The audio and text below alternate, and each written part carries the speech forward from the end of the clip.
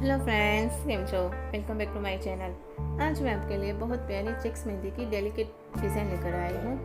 मैंने आपको जैसे पहले बताया था कि मैं सिर्फ चेक्स का इस्तेमाल करके मेहंदी की डिज़ाइन बनाऊंगी, जिससे आप चेक्स की डिज़ाइन भी अलग अलग सीख सकते हैं और मेहंदी की आपकी एक डिज़ाइन भी हो जाएगी। ये चेक्स की डिज़ाइन है वो आप अलग अलग तरह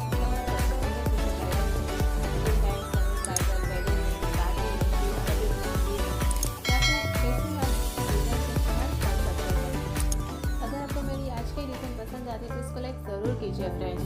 मैंने एक और भी मेहंदी डिज़ाइन की वीडियो अपनी चैनल पर अपलोड की है, जिसके लिंक मैं आपको वीडियो के लास्ट में एंड स्क्रीन में दे दूँगी। आप वहाँ से उसे देख सकते हैं। एंड और भी बहुत सारे मैं चेक्स मेहंदी की डिज़ाइन बनाने वाली हूँ। जो आप सारी देखना चाहते हैं तो मेरे चैनल को सब्सक्राइब ज़रूर कीजिए और बेल आइकन को ज़रूर दबाएँ, जिससे आप मेरे वीडियो के नोटिफिकेशन सबसे पहले पा सकते हैं। तो now enjoy the video and bye bye.